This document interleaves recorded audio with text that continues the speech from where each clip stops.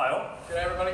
Now you've all heard of it. G'day. You've all heard about Web 2.0 and probably a few of you heard the ramblings around what Web 3.0 actually is. Web 3.0 introduces the semantic web. The semantic web is effectively a way of allowing machines to understand the data that actually, the meaning of the information on the web. Now since this is DemoJam, we want to show you the future. We don't want to see what's happening today, we want to see what's right now going to be coming into everyone's applications in the future. So we're going to show you the Web 3.0 for SAP. So we're going to show you the semantic SAP. That's right, Matt. Imagine you're working in SAP GUI. Now, imagine SAP just didn't see ones and zeros. Imagine it could see the semantic meaning of the data that you're actually looking at.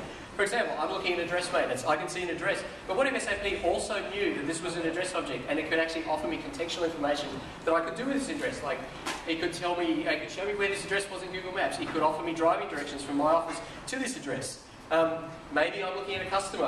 Customers have addresses, they have contacts, they have contact details, they have photos. There's all sorts of semantic information that you and I as humans understand and can make decisions on. If we could also give SAP the ability to make these decisions for you and offer you these options. With the semantic SAP, the reality of this is here today. So let's demo. That's right. So let's have a look at customer maintenance. So we're going to do our standard customer maintenance screen.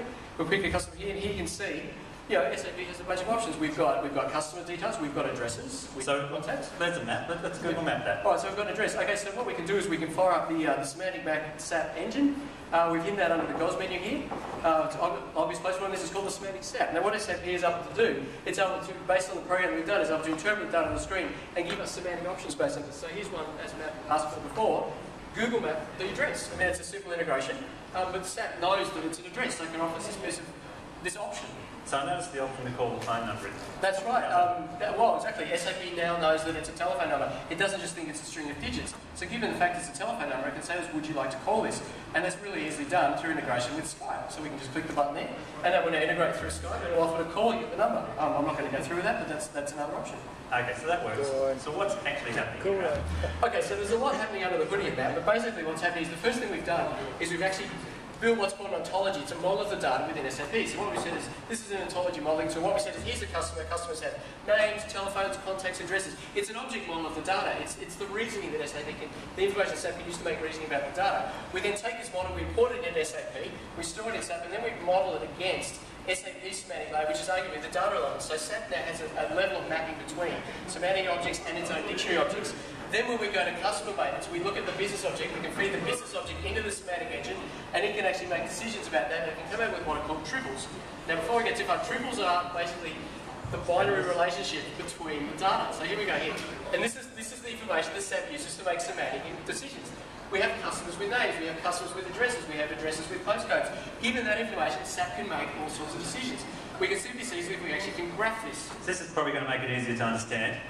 But basically what you're seeing here is a view of all the data. And what's really cool about this is we're actually using standard data definitions, standard formats out there. So we've got the vCard format, which is a standard micro format that applications like Outlook understand natively. That's right, and because we can translate automatically in the background addresses to vCards, which you can see there, you can just see the vCard modeling down the bottom here. SAP can also say, oh, you've got a vCard, I know how to work with vCards, I can actually offer you the option to send that vCard off to Outlook. So I can now just prompt that up, Outlook will come up, and we'll offer to store that as a contact, which is great if I want to go after a customer site and I don't have my contact details. So we've seen a customer and the semantic layer for that, but let's see another picture. Okay, so we can look at work orders. So we go, and I'm just leaving having a brain like that. So we go to IW33 and we look at a work order. Now, work orders have different sort of semantic information. They also have some of the similar stuff we've already seen. Now, something we haven't talked about is events. Now, where is my start gone? So we've got basic start and finish dates. Now, that's an event for the work order. So SAP can sort of say to us, well, hey, I've got an event. Events go on calendars. Would you like to add that to your calendar? We can do that. That's fairly simple as well. Okay, so I noticed in there that you actually have a customer and that wasn't available in the semantic SAP. Well, and that's right, Matt. So let's show them how this is done. Okay, sure. So we'll go into the configuration for this. And basically, what you can see here, we've got the relationships that show basically how it maps one data from one to the other. So once in place, the ontology or linked data, which is known as, is here saying work orders have customers. That's right. So it's just it's English, basically, a way to describe it. We're linking data together to make SAP understand it and make decisions for us. So now we've done that, we can go back into our work order. All right, hopefully this will work. I just said something straight. And now we should see all the customer data as well available on the semantic menu. So now SAP knows that not only does the work order have an event, it also has a customer. Customer has phone numbers, has addresses, has all the sorts of things we've talked about. Yeah, the secret here is the semantic engine. All you need is basically to pull data together in an appropriately structured data structure. You pass it to the semantic engine. It will dynamically work out all of the data groupings and combine it, and with what's called in the semantic world predicates, as to associate the data with these in order to build the generic semantic layer that can be leveraged. So that was a very long speech, but, yeah. But basically, what we see... It's good, it's nice. A lot of big words in there, it's okay. It's from Tasmania, come on. Anyway, so look, the way we see this work is, yeah, this is SAP doing. We can put this in chips in Web2 Pro. You're sitting at a Web2 Pro floor plan of a customer, you've got semantic information available in the chip on the right-hand side.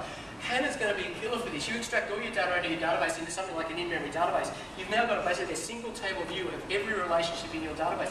You can write all sorts of queries and find all sorts of relationships in your data based on this, based on this wonderful in-memory storage through these relationships we've generated. The other side of this is SAP can do semantic reasoning. Semantic reasoning means that we can look at customers and we can say, is this a gold customer? Is this work order in there? And it can make those decisions for us. Thank you.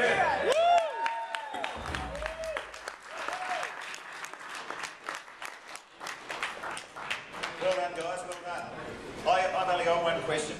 Yeah. I missed the bit straight after Matt said, so Al, what's happening here? From that moment on, I had no idea what was going on.